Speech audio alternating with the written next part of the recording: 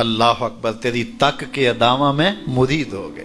اس بوڑھی عورت کا قصہ بھی آپ نہیں بھول سکتے، جو گھر کا سامان باندھ کے اپنے دروازے پہ بیٹھی ہوئی تھی، اور اس نے سنا تھا مکے میں ایک جادوگر آیا ہے جسے ملتا ہے اس کا دین چھین لیتا ہے، کہیں ایسا نہ ہو کہ کہیں اس سے ملاقات ہو جائے اور وہ دین ہی میرا چھین لے، مجھے شہر چھوڑ دینا چاہیے۔ گھر کے تھڑے کے اوپر سامان باندھ کے بیٹھی ہے، حضور بھی گزرے، اس نے دیکھا تو کہا بھتیجے یہ سامان میرے سر پہ رکھ دے۔ حضور نے سامان اٹھایا، دیکھا تو بوجھل تھا، وزنی تھا، اور بڑھیا کو دیکھا تو کمزور تھی، تو کہا کہ بڑھیا اگر چاہو تو جہاں چاہتی ہو میں خود نہ چھوڑا۔ اس نے کہا اس سے بڑی مہربانی کیا ہوگی؟ حضور نے سامان اٹھایا ہوا ہے اور بڑھیا سے باتیں بھی کرتے جا رہے ہیں۔ تو بڑھیا کو کہا کیوں جا رہی ہے؟ اس نے کہا کہ سنا ہے یہاں ایک جادوگر ہے جو لوگوں کا دھرم لوٹ لیتا ہے، لوگوں کا دین لوٹ لیتا ہے۔ میں نے ساری زندگی بتوں سے وفا کی ہے، میرے آبا و اجداد نے بتوں سے وفا کی ہے، میں چاہتی ہوں دین اجداد ہاتھ سے چھوٹ نہ جائیں، آخر اس شہر میں رہتی ہوں کہیں مل نہ جائے۔ خیر حضور نے کچھ نہیں کہا، اس کا سامان نہیں پھینک دیا کہ ٹھیک ہے تم پھر جاؤ۔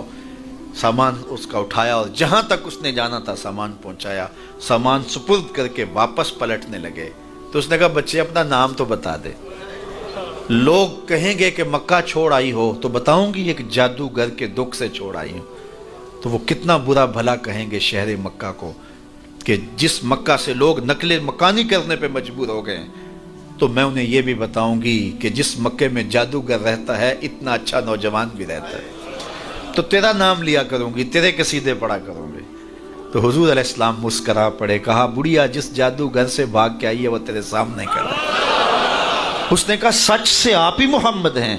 حضور نے فرمایا نام میرا یہی ہے۔ تو اس نے کہا پھر آپ کا جادو میرے پہ چل گیا ہے۔ اللہ اکبر، تیری تک کے ادامہ میں مرید ہو گئے۔ لوگوں کی خدمت کریں، بوڑھوں کے کام آئیں، دکھیوں کے کام آئیں، مصیبت زدہ کے کام آئیں۔ حضور یتیم ہو کے یتیم پرور تھے، لاچاروں کی مدد کرتے، لوگوں کے گھروں میں پانی بھر کے دے دیتے، اور دکھیوں کے کام آ جاتے اور مصیبت زدوں کے کام آ جاتے۔ تو حضور سے پیار کرنے والوں، امت میں آپس میں حسد نہ پھیلاؤ، بغض نہ کرو، نفرتوں کے پہاڑ کھڑے نہ کرو، ایک دوسرے سے پیار کرو، جڑو، امت وحدہ بنے، اور اپنے ماحول کو، اپنی معاشرت کو ایک خوبصورت معاشرت کا رنگ دو، اور اپنی زندگی کو حضور کے نام کر دو۔ حضور علیہ السلام کی محبت سے معاشرے کے دکھ جو ہیں وہ سمیٹے جا سکتے ہیں۔ آقا کریم علیہ السلام نے محبت سے ہی معاشرت کو جو ہے وہ اپنے قریب کیا، اور لوگ ایمان کی دولت سے مالا مال ہو گئے۔ وہ ایک بچہ آیا نا اپنی ماں کے لیے لباس لینے کے لیے، اور پہلے وہ گیا اپنے چچا کے پاس، اس کی ماں بیوہ تھی اور اس کا لباس پھٹ گیا تھا، اور وہ اپنے چچا کے پاس گیا تو اس نے دتکار دیا۔ ماں نے اس کو روکا تھا بیٹا نہ جانا، لیکن اس نے کہا کہ تیرے بدن کے اوپر جو لباس ہے وہ بھی پھٹ گیا ہے اور جگہ جگہ سے جسم جھلک رہا ہے، تو میں اپنے چچا سے آپ کے لیے لباس لے کے آتا ہوں۔ پھر جو رویہ اس نے اختیار کیا تو واپس روتا ہوا آ رہا تھا، تو کسی نے راستے نے پوچھا کہ کیا ماجرا ہوا؟ اس نے کہا چچا کے پاس گیا تھا ماں کے لیے لباس لینے، اس نے تو لا کے بھیج دیا۔ اللہ اکبر۔ تو اس نے کہا کہ جا سین حرم میں محمد نام کا ایک شخص بیٹھا ہوا ہے، اگر تو اپنا دکھڑا اس کے سامنے پیش کرے تو وہ امید ہے تمہیں رد نہیں کریں گے، لیکن سن لے ان کا دین کوئی اور ہے۔ اللہ اکبر۔ اپنے ماں کے پاس آیا تو ماں کو کہا کہ چچا نے رلا کے بھیج دیا، لیکن آپ کی حالت مجھ سے دیکھی نہیں جا رہی۔ بچہ ابھی شعور کی منزلوں میں قدم رکھ رہا تھا، پہلے بہت چھوٹا تھا، اب اس کے اندر ایک جذبات تھے بچے کے اندر۔ تو ماں نے کہا کہ بیٹا نہیں، ان کے پاس نہیں جانا، سنا ہے کہ جو ان سے ملے دین دھرم چھین لیتے ہیں اس کا۔ اللہ اکبر۔ تو حضور علیہ السلام کے پاس جانے سے ماں روکنے لگی، لیکن بچے نے کہا کہ امی میں پکا رہوں گا، بتوں کا وفادار رہوں گا، تم اس ٹینشن کو، اس پریشانی کو چھوڑ دو۔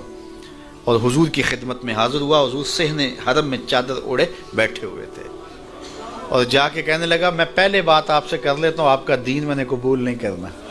حضور مسکرا کے بولے بیٹا بتاؤ کس لیے آئے ہو؟ کہا میری ماں بے لباس ہے، میں آپ سے لباس لینے آیا۔ حضور نے چادر رحمت اتار کے اس کے کندھوں پہ ڈالی۔ اللہ اکبر۔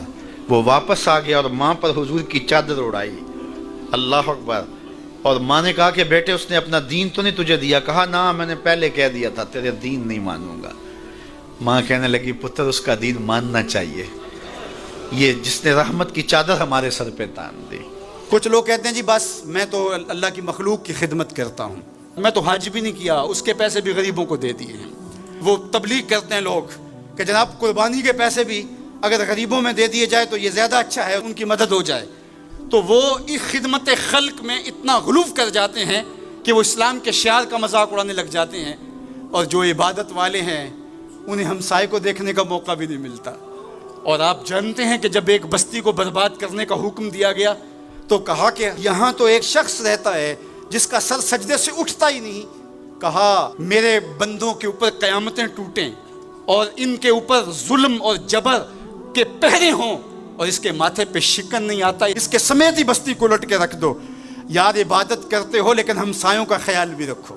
میرے حضور علیہ الصلوۃ والسلام نے لعاب پھینکا نا تو صحابہ نے اپنے ہاتھوں پہ لے کے اپنے منہ پہ مل لیا۔ آپ نے عشق اور محبت کی لوک داستانیں بڑی سنی ہوں گی، لوگوں نے نہریں بھی کھودی، لوگوں نے محبوبوں کے لیے کیا کچھ نہیں کیا، لیکن آج تک آپ کو ایسا نہیں ملا ہوگا کسی محب نے محبوب کا لعاب بھی چاٹا ہو۔ کائنات میں یہ انوکھا باب ہے۔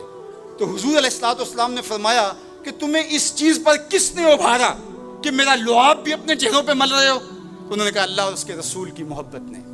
تو میرے حضور نے اس کی نفی نہیں کی، لیکن ساتھ ہی فرمایا اگر کوئی چاہتا ہے کہ اللہ اور اس کے رسول سے محبت کرے اور اللہ اور اس کا رسول اس سے محبت کرے تو وہ ہمسایوں کے حقوق کا خیال رکھے۔ یعنی تمہارا یہ پہلو بھی، تم عاشق رسول بھی ہو لیکن ہمسایوں کا بھی تو خیال رکھو۔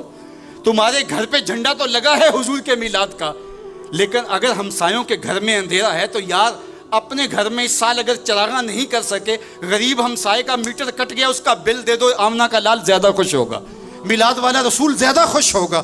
اس لیے دونوں پلڑے برابر رکھو، نہ تو عبادات کے زعم میں تم خدمت خلق کو اور ہمسایوں کے حقوق کو، رشتہ داروں کے حقوق کو بھول جاؤ، اور نہ یہ کہ تم خدمت خلق کے نام پہ عبادات کا مذاق اڑانے لگو۔